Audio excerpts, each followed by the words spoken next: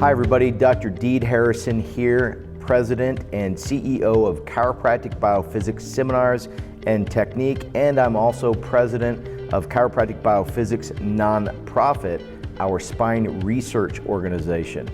If you've been watching these videos, you know that what I am personally doing is I'm going through each publication from CBP nonprofit researchers, not just myself, but collectively as an organization, and we're putting these in a video format. We're going point by point through the actual peer-reviewed publication, and what this is for two purposes. Number one, for the CBP Diplomate program, the online component. And also it's so we gain more traction and awareness for the work that we're doing. Short versions of these videos will be on our YouTube channel, Chiropractic BioPhysics YouTube, and you can watch excerpts out of these different publications. But the full video, where we go through the actual whole peer-reviewed paper from start to finish, that's only exclusively on the CBP Diplomate website for the Diplomate program with the ICA, and also this will be hosted by my good friend Dr. Dave Cruz through web exercises at webex.com. You'll be able to watch these same videos for continuing education credits if you so choose. So with that being said, we're going to dive into this week's publication. Hi everybody, Dr. Deed Harrison here. This CBP nonprofit video presentation is a case series out of Dr. Jason Yeager's office and Dr. John Brown's office down in Las Vegas, Nevada. This in fact was for Dr. John Brown's CBP Advanced Certification, if I recall. This is a very nice presentation on intervening for lumbar hypolordosis in chronic low back pain using seated lumbar traction. The title of the paper is Increasing the Lumbar Lordosis by Seated Three-Point Bending Traction, a case series utilizing chiropractic biophysics technique and the universal traction system, by John Brown, Jason Yeager, Todd Pilatus, Alexander Peters, Paul Oakley, and myself, Deed Harrison. This was in the Chiropractic Journal of Australia, volume 45, number 2. And the reality of this is an image I was showing you from something that I did back in the late 1990s. This was using the Foster 5-point frame, where Dr. Foster did not actually pull in the lumbar lordosis like this. Dr. Foster pulled everybody or actually pushed everybody in the thoracic spine. He translated people anterior and then flattened out the thoracic kyphosis using what was called a cane fulcrum.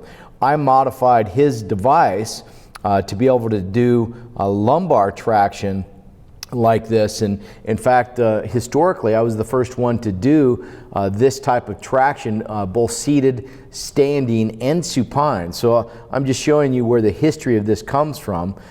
This particular image is out of a textbook that I wrote in the late 1990s, and then of course this is the universal traction setup today. And this is showing you lumbar traction where we constrain the pelvis via the upper thighs so the pelvis is allowed to flex, and then when I traction into the lumbar spine, it increases the lumbar curvature via three-point bending, because I'm also, what was looked at is how much translation there is. Now the study is only going to report the ARA, even though the RRAs were done as well. We're only going to report the ARAs, okay? L1 to L5, back of the body of L1, back of the body of L5, that should be 40 degrees ideally. We know that pelvic morphology plays a role, but we're not talking about pelvic morphology in this particular case. We assume that these people were people that had a normal value of pelvic morphology, meaning they should have a normal magnitude of lumbar curvature, but that was not reported in this particular study. Okay? What we're going to look at is ARA and translation horizontal offset as a determinant for how to do traction. The average pain and disability. The average of the 6 people came in with a 17% on the Oswestry and a 5.2 out of 10 on the low back pain scale. And I'm sorry, that's a typo. It should say frequent or constant. These individuals had frequent or constant pain, not occasional pain, depending on the individual. The CBP interventional methods, we're going to do mirror image exercise. Again, 3 sets of each exercise, 15 repetitions, so 45 reps of each exercise. We're going to do thoracolumbar anterior translation exercises and thoracolumbar prone extension exercises. For the people that have posterior thoracic translation, you're going to see a full spine exercise that was performed. And then also to try to increase the strength, stability of the thoracolumbar, A, fascia, and B, musculature, we're going to be doing prone extension exercises and core training. Very important thing to do, even though I don't think that improves the lumbar curve, that stabilizes the system and allows a more effective correction. We're also going to do seated traction in the universal traction system with mirror image postural adjustments. So these are the CBP methods: EAT, exercise, adjust, and traction. And once a person is into the program, that's the order that we do. We do exercise, adjust, and traction. Okay, so EAT. So shown here is the exercises that were performed. We do a seated resistive exercise where I translate forward and extend the lumbar spine. We're doing core. So seated lumbar extension traction adds to the accumulating evidence for lumbar extension traction.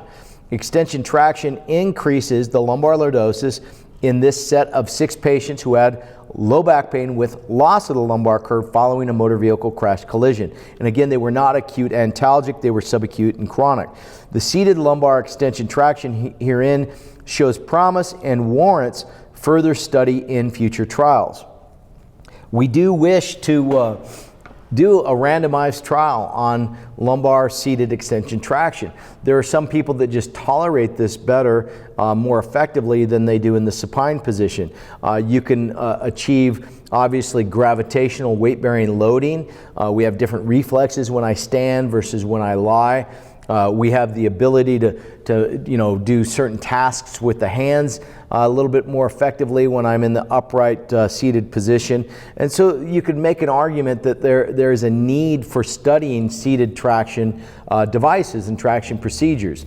In my opinion, I simply think this: you just need to do this in one of these positions in the mirror image, and you need to do 3-point bending traction for at least 10 to 20 minutes. We need to fit people properly for inclusion and exclusion criteria, right? Number 1, loss of the lumbar curve relative to their pelvic morphology, which was not exactly detailed in this study, but we need to do that.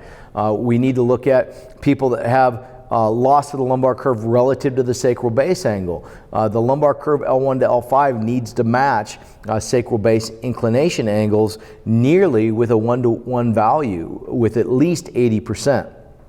So if my sacral base is 40, the lumbar curve should be a minimum of 32 degrees. We know this. We also need to look at thoracic translation in terms of loss of the lumbar curve. Some people with loss of the lumbar curve have posterior thoracic translation. We need to account for that in our traction setups.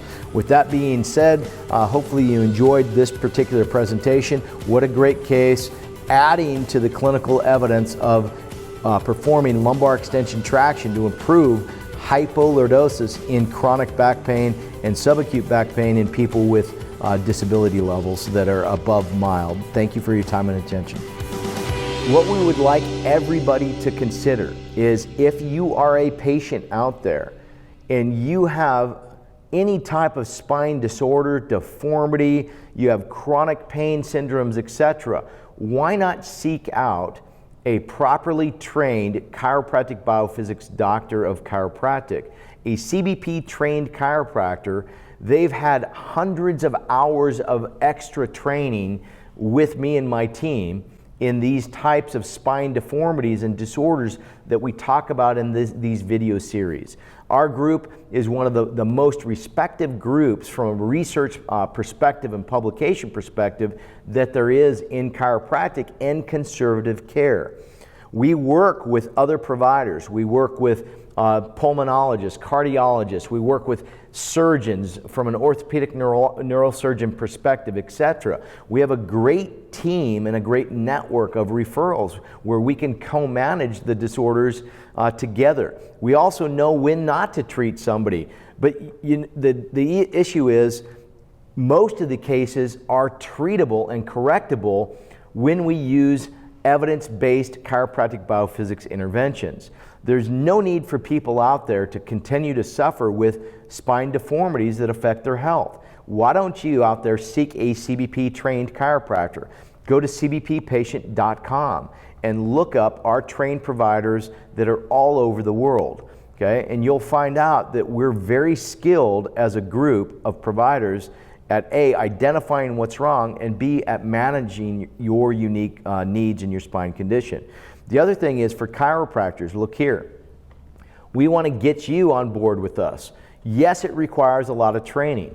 We have 15 courses that we require you to do for advanced certification. That covers 180 to 190 hours of training. And then we have an online program where we do 240 hours of online training where we cover the ins and outs of our research and what that means and equates to clinical practice and interpretations. Okay? So we go through the actual publications, 240 of them, and you're required to read them, evaluate them, study them, etc. You will be an expert in this system when you are done. Okay? We have a diplomate program, a postgraduate program for chiropractors. Please consider taking that course with us. For more information on that, go to idealspine.com and check that out.